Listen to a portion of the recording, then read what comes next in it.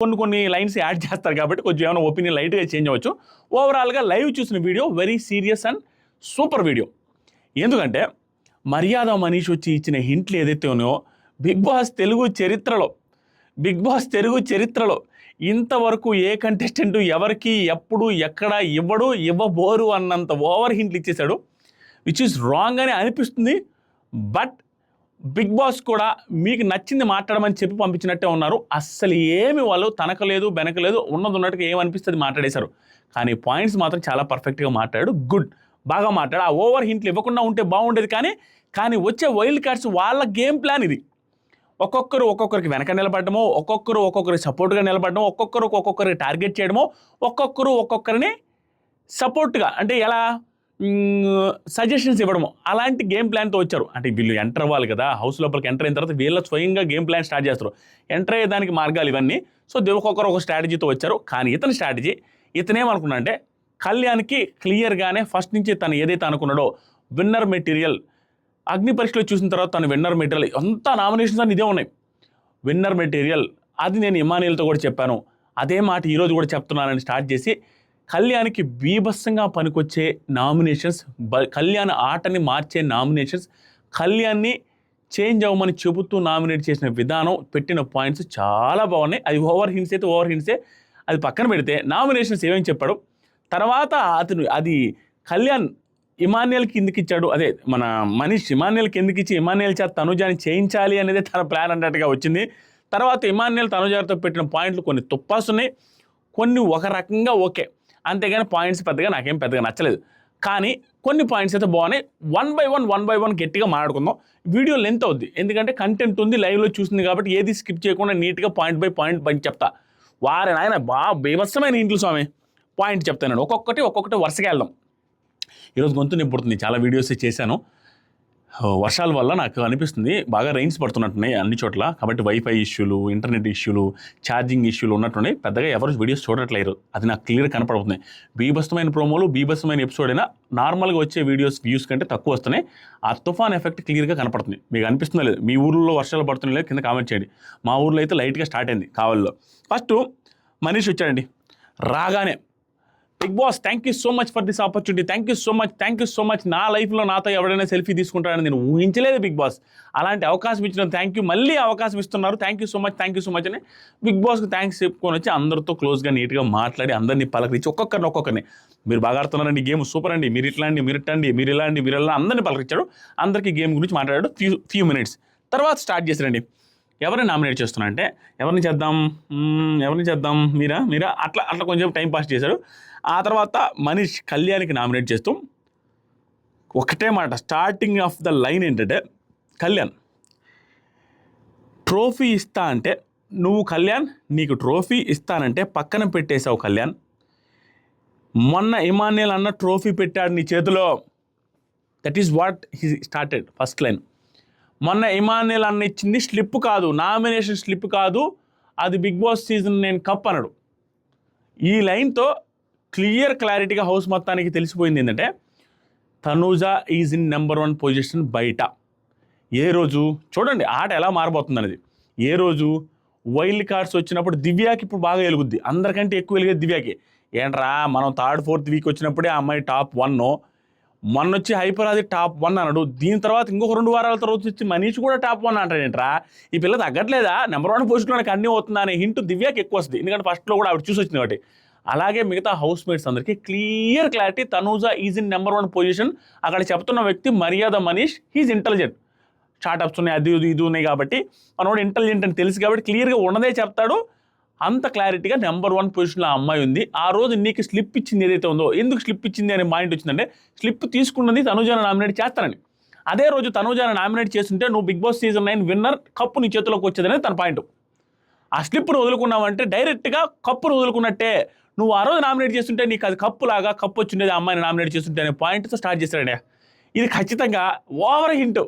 కానీ ఈ హింట్ ఏమి తక్కువేం కాదు. బిగ్ బాస్ సీజన్ 9లో ఆవిడ డైరెక్ట్గా విన్నర్ బిడ్డలని హైపరాది చెప్పేశాడు. కాబట్టి ఇది కళ్యాణ్కి ఓవర్ హింట్. ఇంకా ఎంత హింట్ అంటే ఇంతకు మించిన హింట్లు ఇంక లేవండి. సీజన్ 9లో 1 2 3 4 5 పొజిషన్స్ ఏంటి అని అందరికీ క్లారిటీ వచ్చింది. క్లారిటీ వచ్చినా ఇది ఈ సీజన్లో 13th వీక్ 14th వీక్ కాదు, 8th వీక్లో ఈ క్లారిటీ వచ్చినప్పుడు ఇక్కడి నుంచి గేమ్ చేంజ్ అయ్యి నువ్వు ఊహించని మలుపులు తిరిగే అవకాశం 1 ఉండేవాడు 4కు పోవచ్చు, 5వ ప్లేస్ 6వ ప్లేస్లో ఉన్నాడు 1కి రావచ్చు, వైల్డ్ కార్డ్స్లో వచ్చిన వాళ్ళు 1-2 పొజిషన్కి కూడా వెళ్ళచ్చు. అంత game changing decisions, game changing టాస్క్లు జరిగే అవకాశం. ఎందుకంటే త్వరలో టాస్క్లు ఏం జరగలేవు, టాస్క్లు తుప్పాస్ టాస్క్లు వర్స్ట్ టాస్క్లే జరిగాయి. ఇక్కడి నుంచి మంచి టాస్క్లు స్టార్ట్ అయితే గేమ్ ఎంత చేంజ్ అవుద్దు అనేది మనం ఊహలకు అందదు. కాబట్టి ఛాన్స్ ఉంది. ఎంత హింట్లు ఇచ్చినా ఇప్పుడు కళ్యాణ్ వెళ్ళి వెంటనే 1కి పోవచ్చు, కిందకి పడిపోవచ్చు, తనుజ గారు 1 నుంచి చాలా దూరం పడిపోవచ్చు, ఇమాన్యుయల్కి ఇంతవరకు నామినేషన్ లేని ఇమాన్యుయల్ కూడా మళ్ళీ లైన్లోకి రావచ్చు. ఇన్ని జరుగుతాయి. పాయింట్ బై పాయింట్ అర్థం. ఈ మాట అన్న తర్వాత షాక్ అందరూ, ఏరా అని. ఇమాన్యుయల్ కూడా ఇలా అంటున్నాడు. ఇమాన్యుయల్కి ఫుల్ క్లారిటీ అర్థమైపోద్ది. ఇంకో మాట అన్నాడు మనీష్, మజాక్ చేయట్లేదు నేను మజాక్ చేయట్లేదు, నేను జోక్ చేయట్లా. అన్న వచ్చి ట్రోఫీ ఇచ్చాడు నీ చేతిలో, అన్న వచ్చి స్లిప్ కాదు ట్రోఫీ ఇచ్చాడు, నీకు చిన్న వెన్నుపోటు కూడా పొడిచావు అన్నని, అది ఓకే. ఇది కావాలని చేయట్లేదు నామినేషన్, నేనేదో కావాలని నామినేట్ చేయట్లేదు, నిన్ను విన్నర్ మెటీరియల్లా చూసాను నేను. కావాలంటే ఇమాన్యుయల్ అన్నకి చెప్పు, అడుగు అన్న ఇమాన్యుయల్ అన్న మీకు ఫస్ట్లో వచ్చినప్పుడు ఎన్నిసార్లు చెప్పుంటానన్నా, మీకు సోఫాల్లో కూర్చున్నప్పుడు తన విన్నర్ మెటీరియల్ ప్రతిరోజు చెప్పా ఇదే అంటే ఇమాన్యుయల్ కూడా అవును చెప్పాడు.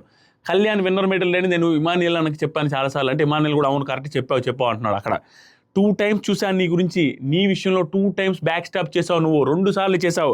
ఫస్ట్ టైం డెమాన్ దగ్గర బ్యాక్ స్టాప్ చేసావు, డెమాన్ పక్కన పెట్టాడు, డెమాన్ దగ్గర చేసింది బ్యాక్ స్టాబే కాదు. ఇది వర్స్ట్ పాయింట్. ఎందుకంటే బెట్ టాస్క్లో డెమాన్ అనే పర్సనే వీళ్ళందరితో మాట్లాడుకునేసి బాత్రూంలో అందరూ డిస్కషన్ చేసుకొని వచ్చిన తర్వాత వీళ్ళకి విరుద్ధంగా రీతు కోసం వెళ్ళింది డెమాన్. వీళ్ళతో విరుద్ధంగా వెళ్ళి వీళ్ళలో ఒక పర్సన్ అయినా అతను అందరికంటే స్ట్రాంగెస్ట్ పర్సన్. అలాంటి పర్సన్ వీళ్ళల్లో ఒకరికి ఎవరిని తోయాలని కూడా చెప్పడు. రీతు వాళ్ళ తనుజతో చెప్పండి మీరు కలిస్తే వీళ్ళని తోసేద్దాం ఒక్కొక్కరిని అంటాడు. అప్పుడు ఏమనుకుంటారు, ఆయన భరణి గారి మీద వెళ్ళారంటే తర్వాత మన మీద కూడా వస్తారని అనుకునే ఫీలింగ్ ఉంటుంది వాళ్ళకి. అప్పుడు భరణి గారు వీళ్ళ గ్రూప్ మెంబర్లో వీళ్ళందరూ మాట్లాడుకున్న మెంబరే కాబట్టి వెళ్ళేసరికి వీళ్ళు వచ్చారు కానీ లేకపోతే డెమాన్ని తొయ్యాలన్న ఉద్దేశం కళ్యాణ్కి లేదు. That is wrong point. ఆ తర్వాత సరికి మనీష్ ఇంకో మాట అన్నాడు. ఫస్ట్ అది, రెండోది వచ్చేసరికి ఇమాన్యుయల్ అనతో. తర్వాత ఒక పర్సన్ తెలుసో తెలియకో ఆ రోజు సంజనాని నామినేట్ చేసావు, నువ్వు చేసావు సంజనాని. మాధురి అండ్ రమ్యని చేయొచ్చు, క్యారెక్టర్ అసాసినేషన్ చేశారు, ఆ రీజన్ కూడా బాగాలేదు. ఇది పర్ఫెక్ట్ పాయింట్. ఇది అందరిలో ఉన్న పాయింట్ సింపుల్ ఈ శ్రీజ కావచ్చు, మనీష్ కావచ్చు, భరణి గారు కావచ్చు, బయట నుంచి వచ్చిన పాయింట్స్ తీసుకొని వచ్చి చేస్తే ఇంత ఎలివేషన్ రావాల్సింది ఇంతే వస్తుంది. నీకు ఎంత కోరుకుంటే రాదు. ఫుల్ రావాల్సింది క్వార్టర్ వస్తుంది ఎలివేషన్ అంతే. ఫుల్ రావాలంటే నువ్వు అక్కడ ఉన్న తర్వాత 2-3 రోజుల తర్వాత అక్కడ ఉన్న పాయింట్ పెట్టి చేయి, ఫుల్ ఎలివేషన్ వస్తుంది. ఇప్పుడు క్వార్టర్ ఎలివేషన్ వస్తుంది. వీళ్ళు ఎంత ఎగిరి పడ్డా కూడా, ఎందుకంటే చూసి వచ్చి ఎవడైనా చెప్తాడు. చూసి వచ్చి మా అద్వితకైనా పాయింట్స్ రాసిస్తేనో ఒక 4-5 బిట్లు చూపిస్తేనో అవే బిట్లు బియ్యి అల్లాడిచ్చేసి దుమ్ము చేసి యాటిట్యూడ్ చూపిస్తూ అల్లాడిచ్చేయచ్చు ఎవరైనా కూడా, మనిషిని కాదు శ్రీజాని కావచ్చు ఎవరైనా కాదు. కాబట్టి కొంచెం ఎలివేషన్ వస్తుంది. కానీ గేమ్ చేంజింగ్ పాయింట్స్ కాబట్టి మనం గట్టిగా డిస్కస్ చేసుకుంటాం. ఇక్కడ ఇంకో పాయింట్, సంజన గారిని చేసిన నామినేషన్ రీజన్స్ బాగాలేవు, రమ్యాని కానీ మాధురి గారిని కానీ చేయొచ్చు అనే point perfect point. There is no doubt. అందరు డిస్కషన్ పాయింట్లో అందరిలో ఉన్నది అదే. ఎందుకంటే ఇష్టం వచ్చినట్టు క్యారెక్టర్ మీద మాట్లాడేసి చప్పట్లు కొడుతున్నాడని ఇట్లా అని అట్లా అని అమ్మాయిలు పిచ్చి నిన్ను అన్న వాళ్ళని నామినేట్ చేయకుండా సంజన గారిని తుపాస్ పాయింట్ పెట్టి నామినేట్ చేయడం రాంగ్. అది కూడా 10 రీజన్స్ ఉన్నాయని రీతు చౌదరి చెప్పిన వ్యక్తి, అది కూడా నేను ఎవరికైనా వేస్తారు 2 స్లిప్లు అడిగిన వ్యక్తి ఒక నామినేషన్ సరిగా వేయలేదు ఆ రోజు కళ్యాణ్. ఇది కరెక్ట్గా చెప్పాడు. తర్వాత మనీష్, నువ్వు ఇచ్చిన పాయింట్ ఏంటి? తనుజ మీద వేరే వాళ్ళు పాయింట్స్ పెట్టారు అన్నావు. రమ్య ఏం పెట్టింది పాయింట్స్ నువ్వు తెలుసు అంటే నువ్వు చెప్పు అన్నాడు కళ్యాణ్. కన్నింగ్ అన్నది, ఫేక్ అన్నది, ఇలాంటివన్నీ పాయింట్స్ చెప్పాడు. ఆవిడ ఏదైతే చెప్పిందో రమ్య గారికి పెద్ద స్టేట్మెంట్లు పాజ్ చేశారు కదా, ఆ స్టేట్మెంట్లు పాజ్ చేయబట్టి బయటికి వెళ్ళారు కదా, ఆ స్టేట్మెంట్లు పాజ్ చేసిన ఆ పాయింట్లన్నీ నీలో ఉన్నాయా? నువ్వు అనుకున్నావు అంతంత పాయింట్లు చెప్పింది అవన్నీ నీ ఒపీనియన్ కూడా సేమ్ ఉందా అనే పాయింట్లు మాట్లాడాడు. అన్నారు కదా ధైర్యం చాలక నువ్వు వేయలేదు. ఆవిడ అన్నింది నువ్వు అవే పాయింట్లతో నువ్వు వేయొచ్చు కదా, నువ్వు ఎందుకంటే ధైర్యం చాలలేదు. 100% ధైర్యం చాలలేదు. క్లియర్గా కళ్యాణ్ చేసిన పని ఏంటంటే వేద్దాం అనుకొని స్టార్ట్ చేశాడు. తర్వాత ఓవర్ థింక్ చేసుకొని ఇదేదో వర్కౌట్ అయ్యేటట్లేదు వద్దనుకున్నాడు. దాంతోపాటు దానికి ముందే చెయ్యి అదే ఇదే అనేసరికి అమ్మాయి ఏమో నా గురించి ఎంత నిలబడుతుంది, అంతకుముందు కూడా నిలబడితే ఆదివారం ఎపిసోడ్లో నిలబడితే ఇప్పుడు వేస్తే కామ్గా ఉండదు, పర్ఫెక్ట్గా ఉండదు, జనాల్లో ఎరపపోతాం అన్న ఫీలింగ్తో తగ్గాడు. అసలు వేయడమే రాంగ్ నా దృష్టిలో. వేయాలనుకున్నప్పుడు వేసేసేనే ఉండాలి. ఎందుకంటే 1-2 అనుకున్న తర్వాతనే హైలైట్ లేరా వేసాడు లేరా అమ్మాయికి జరగాల్సిందే అనే ఫీలింగ్ వస్తుంది జనాలు. అటు ఇటుగా 2 స్టెప్పులు వేసేసరికి 2 పక్కల ఇబ్బంది అయిపోయింది. ఈ పాయింట్ రీజన్ చెప్పాడు. తర్వాత ఫస్ట్ గేమ్స్ అవసరం లేదు ఇక్కడ, టాస్కే నువ్వు ఫస్ట్ గేమ్స్ అవసరం లేదు, టాస్క్స్ ఈ రేంజ్లో చేస్తున్నావు. ఇక్కడ నువ్వు టాస్క్లు ఎంత గేమ్ ఆడుతున్నావు తెలుసా, చాలా బాగా ఆడుతున్నావు. కానీ ఇక్కడ ధైర్యం ఎందుకు తగ్గుతుందో తెలియడం లేదు. నువ్వు ధైర్యం చూపించట్లా, వెనకబడుతున్నావు, వెనకడుగు వేస్తున్నావు. టాస్కులు బాగా ఆడుతున్నావు వెనకడుగు ఎందుకు వేస్తున్నావు? కరెక్ట్, టాస్కులు బాగా ఆడుతున్నావు, ధైర్యం చూపించట్లేదు. నామినేషన్స్లో సంజన గారు నామినేట్ చేయడం ఏంటి, ఈ రోజు చూస్తేనేమో రాము నామినేట్ చేసి సిల్లీ రీజన్ చెప్పడం ఏంటి, ఇలా ధైర్యం చూపించట్లేదు అనే పాయింట్ కూడా యాక్సెప్ట్ చేస్తారు. రాము నామినేషన్కి కొంతమంది లైవ్లో చూసి అల్లాడిచ్చేసాడు, గొల్ల చేశాడు అంటున్నారు. లైవ్లో నేను కూడా చూసాను.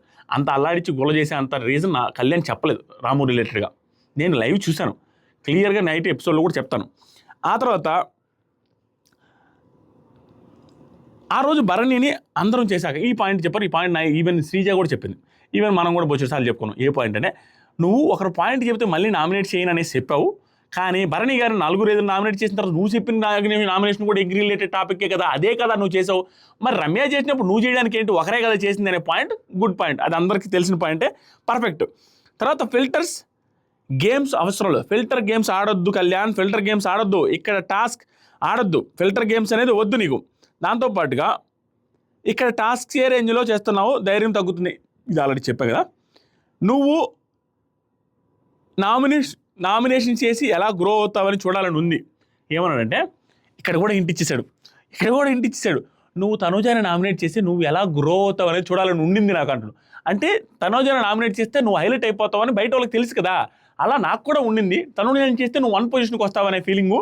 నువ్వు కప్పు కొట్టే టాస్క్ అది, కప్పు కొట్టే అంత రీజను, నువ్వు స్లిప్ కదా కప్పు. తనూజాని చేసి నువ్వు నీ పొజిషన్ గ్రో అవుద్దామనేమో చూద్దామని అనుకుంటా ఉంటే నువ్వు చెడగొట్టేసావు అన్నట్టుగా నామినేషన్. ఇదంతా నామినేషన్ కాదు, హింట్లు. నెక్స్ట్ రిలేషన్స్ బాండ్స్ అయితే భరణి ఎలిమినేషన్ అయ్యారు. నువ్వు గుర్తుపెట్టుకో, రిలేషన్స్ బాండ్స్ అనుకుంటూ ఉంటే భరణి గారు ఎలిమినేట్ అయ్యారు. నువ్వు చూస్తున్నావా లేదో,